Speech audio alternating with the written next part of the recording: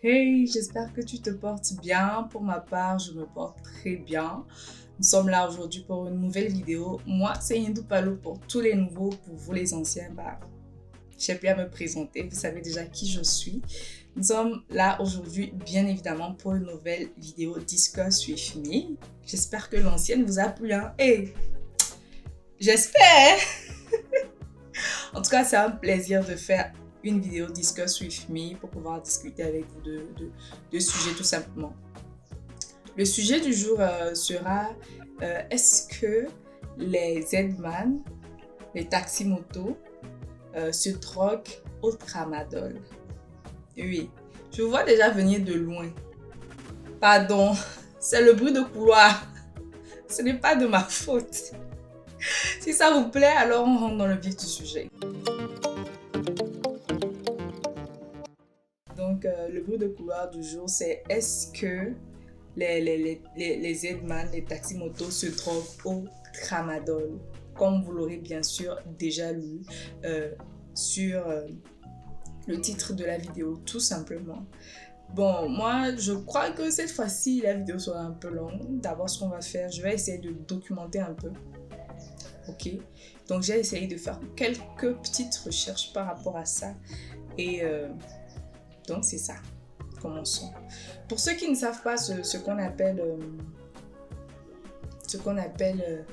Z-Man, tout simplement, c'est un taxi-moto. C'est un taxi-moto. C'est un transport en commun, mais pas avec voiture, pas avec bus, pas en train et tout ça. Non, c'est tout simplement avec une moto. Comment est apparu en fait le phénomène de taxi-moto au Togo? Donc, la gamme de transport de taxi-moto est apparue pour la première fois au Togo les 28 et les 29 novembre 1990, suite à une grève lancée par les conducteurs de véhicules auto affectés au transport public des passagers pour manifester leur refus d'obtenir le permis de conduire professionnel. Je me demande bien pourquoi. Qu'a voulu imposer tout simplement l'autorité en charge du transport routier pour la professionnalisation du secteur, bien évidemment, et la lutte contre les fréquents accidents de circulation routière. Eh, Seigneur, il y en a trop au Togo ici. Il y en a trop au Togo, franchement. Donc, c'est au cours de ces 2 jours de grève qui a paralysé en fait le transport public que les jeunes ont sorti leur moto. Je me demande bien qui leur a donné l'idée. Ils étaient très intelligents pour venir bien sûr à la rescousse de la population dans ces déplacements. La deuxième apparition remontait en juin 91, lorsque le peuple togolais réclamait sous la pression des paris politiques la tenue d'une conférence nationale dans le cadre de la démocratisation du paysage politique togolais. Ainsi, sur les mots d'ordre des syndicats des transports, les conducteurs d'auto cessèrent leurs activités pour paralyser la circulation. Là encore, devant l'absence de moyens de transport, certains jeunes ont pour une fois encore sorti spontanément leur moto pour transporter les passagers moyennant rémunération bien sûr. L'essence, c'est pas gratuit. Donc cette paralysie a duré une quinzaine de jours, au cours de laquelle les conducteurs occasionnels avaient pris goût de ce travail qui leur procurait de bonnes recettes. Mais c'est à partir du 16 novembre 1992 que les taxis-motos sont revenus en force. En force vraiment, hein? Ils se sont battus. Ils sont revenus en force et se sont consolidés jusqu'à nos jours. En effet, le 16 novembre 1992 est le début de la grève générale illimitée déclenchée par les partis politiques. Mais attends, au Togo ici, apparemment, les partis politiques là, bon, mieux je ferme ma bouche. Oh Seigneur, pour amener les gouvernants à accepter la démocratisation du Togo. Donc une grève qui a duré près de 9 mois. Ouh, 9 mois c'est beaucoup, hein.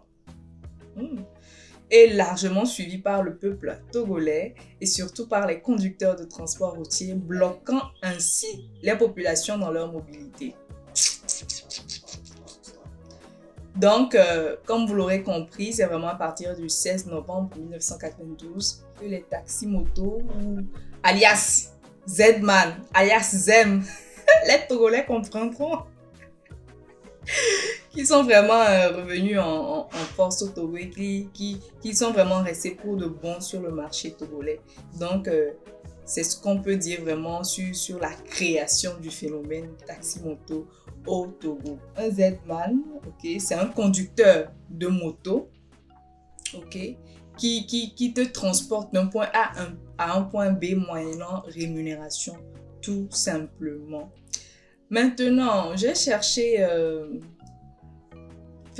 et apparemment, il faut savoir quelque chose, voilà. Ils ont créé... Il y a eu un syndicat. Il y a eu un syndicat qui a été créé parce qu'ils ont jugé la nécessité d'urgence, de se défendre, de défendre tout simplement les droits des conducteurs moto et de pérenniser cette gamme de transport qui est entrée bien sûr dans les habitudes togolaises. Donc voilà. Et il faut savoir aussi qu'à cette époque, si je ne me trompe pas, le gouvernement togolais avait décidé tout simplement de faire disparition.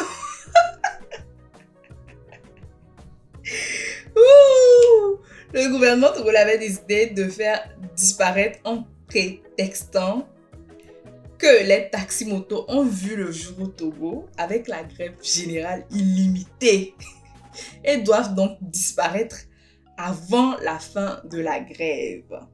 Donc, sentant le danger venir tout simplement, puisque c'est par là que ces jeunes personnes-là, dont on avait déjà parlé en amont, mangeaient. C'est comme ça, ils gagnaient leur pain. Oh. Donc, tout simplement, ils se sont mués en conducteurs de taxi-moto et ont jugé bon de se constituer en une organisation syndicale. Et franchement, moi, je trouve que c'est bien que les taxi-motos aient tout simplement un syndicat. Et le nom des syndicats, le nom du syndicat des taxi-motos est U5TACT, Union syndicale des conducteurs des taxi-motos au Togo. Oui, nous avons un syndicat, s'il vous plaît. Vous nous emmerdez, vous.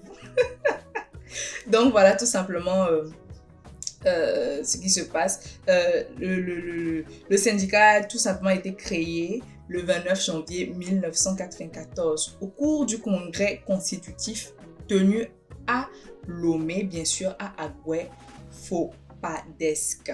Donc c'est ça bien sûr. Je vous ai un peu retracé l'histoire du taxi-moto, de la naissance, de la création du taxi-moto. Bien sûr, vous savez toujours que dans un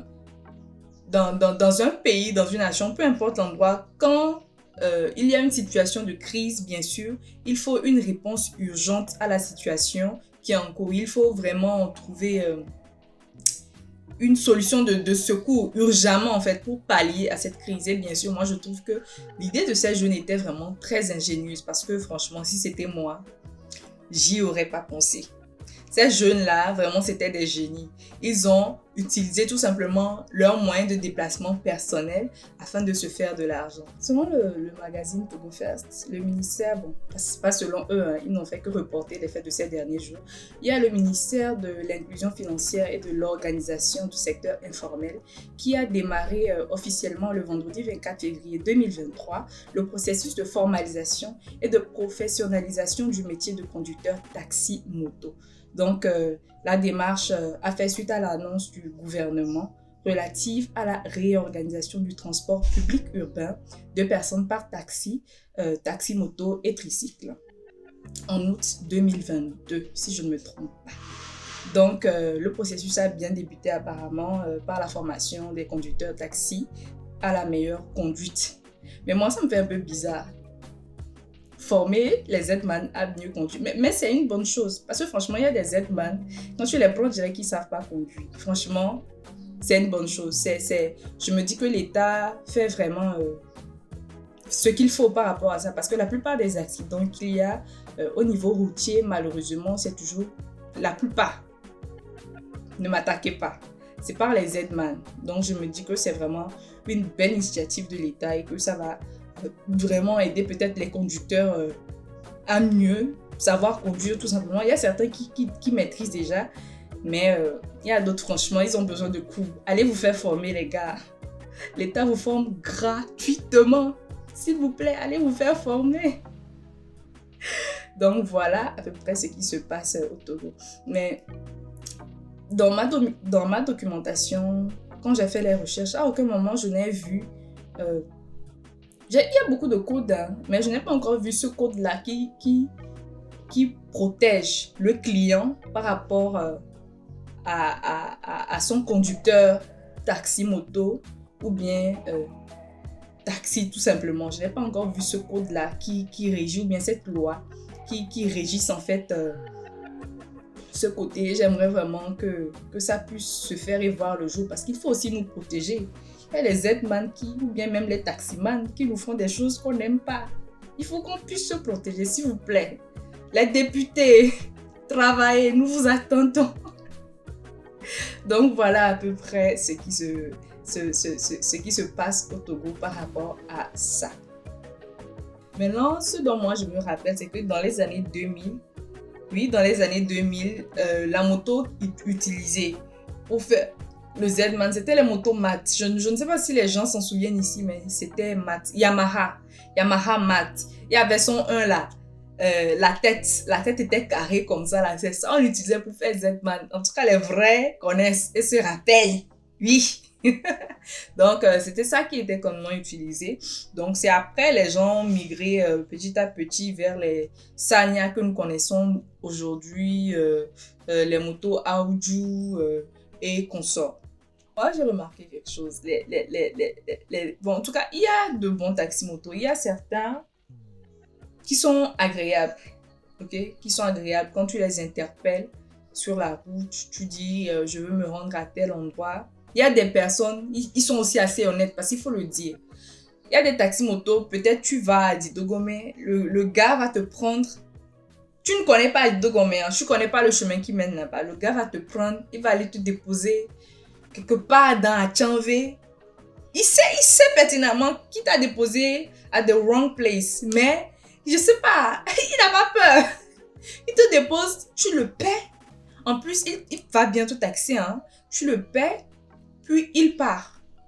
Il part et toi, tu appelles la personne peut-être chez qui tu vas pour dire t'es arrivé. Et finalement, quand tu demandes au riverain, on te fait comprendre en fait que non. Là où tu vas, c'est quelque part et tu es quelque part. Et franchement, moi, je trouve que c'est méchant des Z-man qui font ça. Si un Z-man passe par ici, changer de comportement. En tout cas, il y en a certains, franchement, c'est des pépites. Quand tu veux, comme je le disais par exemple là à Didogomé, et qu'ils ne connaissent pas à Didogomé, ils vont te dire clairement, franchement, je ne connais pas. Mais si vous êtes partante, on peut se renseigner en allant. Il y a des Z-man comme ça. Et c'est vraiment bien, c'est vraiment intéressant. Parfois, vous causez vraiment sur le chemin. Il y a des sujets vraiment qui touchent les Z-man et tout. Parce qu'après tout, c'est des humains derrière, ok? Et donc, vous allez bien causer, bien vous entendre et tout. Mais il y en a aussi certains, franchement, c'est quelque chose. C'est quelque chose. Moi, j'ai déjà eu une mauvaise expérience. Bon, même pas une, franchement. On dirait que ma vie, je n'ai que de mauvaises expériences. J'ai eu une fois une mauvaise expérience avec un ZEM. Le jour-là, je l'ai pris du campus. Je rentrais à la maison. Je devais ensuite aller à l'église. Je ne sais plus trop. Mais je devais faire ce trajet-là et rapidement. Je ne sais plus trop pourquoi. Le gars me prend, il me dépose à la maison, enfin, et sur la route, il commence à me poser vraiment des questions que, bref, d'autres personnels. Il me demande, oui, si j'ai un copain, si je couche avec lui, combien de fois je couche avec lui, est-ce que je couche beaucoup, est-ce que j'aime le... Franchement, j'étais un peu... J'ai pas répondu à toutes ces questions parce que j'étais gênée. Parce que je me disais, mais c'est ma première fois de te prendre, je ne te connais pas, tu n'es pas mon ami. Toi et moi, on a une relation professionnelle en fait. On a une relation fournisseur-client en fait. C'est ça, entrepreneur-client ou je sais pas. en tout cas, disons fournisseur-client, tu me rends un service contre rémunération parce que ce n'est pas gratuit, je te paie. Je te paie, donc au moins respecte ma vie privée, respecte ce que je suis tout simplement et arrête de me poser ce genre de questions vraiment énervantes et vraiment privées, personnelles. Le gars, il posait les questions là et pour lui, c'était normal. Hein. Pour lui, c'était vraiment normal. Il était là, genre, pépère, à l'aise dans son coin. Non, franchement, les éléments qui sont comme ça, là, franchement, arrêtez ça. Arrêtez ça, parce qu'on va pas se mettre quand même à vous parler de notre intimité, de notre jardin secret, vous déballer notre vie privée, en fait. Non, on va pas le faire. Pour moi, c'est pas sain qu'on ait ce genre de discussion. Non. Vous pouvez peut-être raconter une histoire et sensibiliser par rapport. On peut encore comprendre. Mais tu commences à me poser des questions comme ça. Donc, il y a aussi des Zman qui sont du genre très agressif. Quand tu les appelles et tout pour les prendre. Certains, tu les appelles et tout pour les prendre. Te regardent. Continue son chemin. Il passe son chemin comme si tu n'existais pas. D'autres, vraiment, ils vont s'arrêter, mais la façon dont ils vont te parler, c'est tellement agressif. Tu te demandes si tu l'as forcé, en fait, de s'arrêter. Parce que franchement, il y a des Zman qui ne savent pas bien parler. Il faut qu'on se dise la vérité. Maintenant, venons-en à cette histoire de tramadol. Comme vous le savez, c'est le bruit de couloir du jour. Et moi, personnellement, je n'ai jamais vu un Zman boire du tramadol. Il faut que ce soit clair. Il faut que ce soit clair entre nous. Faut pas aller dire que Yentou Palois dit, pardon, t'aimes pas les problèmes là où je suis. Je n'en ai jamais personnellement vu, mais c'est ce qui se dit. Parce qu'il faut savoir que le shift en fait des taxis-motos, des Zman est, je dirais 24 heures sur 24, oui. Bon, je sais que tous on sait que c'est pas possible, mais disons-le comme ça, parce qu'ils n'ont pas d'horaire fixe en fait. Ils conduisent comme ils veulent, c'est à eux d'arrêter s'ils ont envie d'arrêter, de faire une pause, s'ils ont envie de faire une pause. C'est vraiment à eux, vous voyez. Donc il n'y a pas de shift défini pour les taxis-motos, parce que peu importe l'heure où tu sors, tu verras toujours un taxi-moto dans la rue, tout simplement, ou bien sur la route. C'est comme ça, c'est dada. C'est eux-mêmes qui font leurs heures, c'est eux-mêmes qui arrêtent aussi leurs horaires tout simplement. C'est vraiment un métier qui est libre. Tu le fais comme tu veux, quand tu en as envie. Qui va te dire quoi? Qui peut te dire quoi? Et quelque part, moi franchement, je trouve que c'est vraiment plaisant. Vous voyez, c'est vraiment plaisant. Et je peux affirmer franchement que j'ai déjà eu à prendre des Zman qui puaient l'alcool, qui puaient vraiment l'alcool. Et moi, j'ai déjà eu à me plaindre, pas auprès de Zman, mais auprès de connaissances. Et on me dit, ah, Yentou Palois, tu sais pas, souvent, ils prennent soit de l'alcool pour tenir la route, peut-être parfois, parce qu'il y a certains qui n'ont pas dormi de la journée, ok, et qui n'ont pas prévu de dormir de la nuit parce qu'ils cherchent l'argent tout simplement. Donc, ils prennent de l'alcool pour ne pas dormir et pour pouvoir tenir. Maintenant, moi, je me dis, personnellement, c'est une question que je me pose. Hein, en quoi prendre de l'alcool t'aide à ne pas dormir? Parce que moi, franchement, l'alcool, ça me fait dormir. Oui, bon, je ne bois pas d'alcool, mais moi, je prends du vin. Et même le vin, ce que je prends, ça n'atteint pas un demi-verre. Mais ça me fait dormir tout simplement. Parce que je suis très sensible. Mais maintenant, vous qui prenez pas du vin, mais qui prenez de l'alcool pur, genre les gins, les JB et patati patata là. Comment vous faites pour ne pas dormir? Et encore plus, l'alcool, ça fait perdre l'essence en fait. Comment se fait-il que vous buvez l'alcool alors que vous conduisez? Boire l'alcool et puis conduire, c'est deux choses qui ne marchent pas de pair. Parce que franchement, je me dis, vous n'aimez pas suffisamment vos vies. Hein? La vie d'un humain est très importante. La vie d'un humain est super importante. Je me dis, franchement, vous n'aimez pas vos vies si vous devez boire comme ça. Parce que franchement, c'est pas comme si c'est une petite odeur, tu vois. Et parfois, moi, je m'assieds derrière le Z-Man avant de recevoir l'odeur de l'alcool, vous voyez. Donc, je suis déjà montée. Je ne peux plus lui dire de me faire descendre. Parce que moi aussi, hey, j'arrive pas à parler aux gens. je peux plus vraiment lui dire, ah, monsieur, j'aimerais, s'il vous plaît, arrêter ma course. Vous voyez, je ne peux pas. Donc, du coup, tu es déjà derrière. Tu sens que tout son vêtement pue l'alcool. Pue vraiment l'alcool à haute dose. Tu te demandes même, au final, quel problème ce monsieur a jusqu'à... Il prend cette quantité d'alcool là parce que c'est pas une petite quantité quand tu sens. On dirait qu'on a trempé l'habit, franchement, dans un seau rempli d'alcool et qu'il a ensuite porté son habit. Donc imaginez en fait, imaginez le degré. Mais bon, on va faire comment? On va dire quoi? C'est un choix qu'ils ont fait tout simplement. Maintenant, ceux qui se droguent... Bien sûr.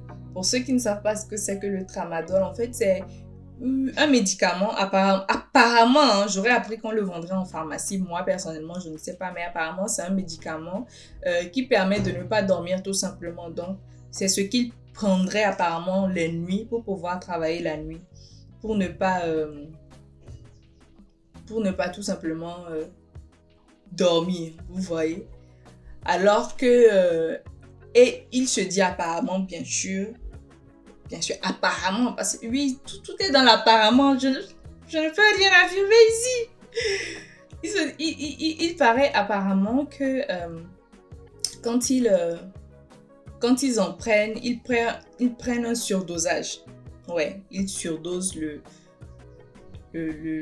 enfin, bref, ils font un surdosage qu'ils boivent, ok, pour pouvoir tenir. Et parfois, j'avoue aussi avoir déjà vu des Z-Man, franchement, à l'allure super bizarre. Super bizarre. Ils ne sentent pas l'alcool forcément, mais quand tu regardes ses yeux, tu as l'impression qu'il y a 3 jours, le gars n'a pas... Je dis 3 jours que le gars n'a pas dormi. Franchement. Et moi, parfois, quand je vois ça, ça me fait peur, mais je me dis, ah, tant que ses yeux sont ouverts, qui peut m'emmener là où je vais? Moi aussi, j'aime les dangers. Franchement, tant que ses yeux sont ouverts et qu'il peut me conduire là où je vais là, c'est suffisant. Sa vie personnelle ne me regarde pas. Non, sérieusement. Tu en vois franchement certains comme ça. Hein. Quand tu regardes les yeux, tu sens que non, il y a quelque chose ici qui ne va pas. Mais de toutes les façons, tu n'as aucune preuve pour démontrer qu'il est sous quelque chose. Tu ne peux rien dire. Tu peux dire quoi d'ailleurs? Est-ce que tu peux le juger? Non, parce que c'est une grande personne devant toi. C'est pas les enfants qui font du zèle. C'est de grandes personnes. Donc, il sait ce qu'il fait. Il est majeur, il est vacciné. Qu'est-ce que toi, tu vas lui dire? Qu'est-ce que tu peux lui dire? Il peut même se lever là-bas, te taper. On va te frapper gratuitement comme ça parce que tu t'es donné, tu t'es joué conseilleur. Donc, franchement, c'est dangereux. C'est vraiment dangereux. N'essayez pas. Ou même si vous devez le faire, cherchez d'abord à toucher sa fibre émotive, sa fibre humaine. Oui, si vous allez dans ce sens-là, vous pouvez, pourquoi pas.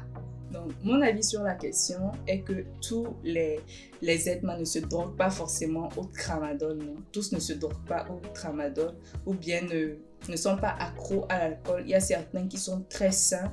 Il y a certains que vous prenez qui vous font une bonne course du début à la fin et qui sont vraiment réglo et qui n'ont pas de problème.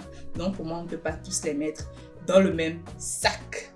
Je remercie mon abonné Didi qui m'a donné ce sujet-là. Merci beaucoup Didi. Bref, c'était le sujet du jour, c'était la vidéo du jour. J'espère qu'elle vous aura plu. Moi, bien sûr, ça a été un plaisir. Oui, un plaisir. Ça a été un plaisir de la faire pour vous. Tout simplement, n'oubliez pas, si vous avez des sujets dont vous voulez qu'on discute tout simplement, faites-moi signe dans les commentaires. Écrivez-le dans les commentaires. Vous ne commentez même pas. Pourquoi? J'aime manger vos parents, ou bien j'aime manger vos enfants. Ou bien c'est vos futurs enfants que j'aime manger. Bref, allez commenter s'il vous plaît. Be kind. Pardon. Bref, c'est la fin de cette vidéo. On se dit à toutes pour une prochaine vidéo. Bye bye.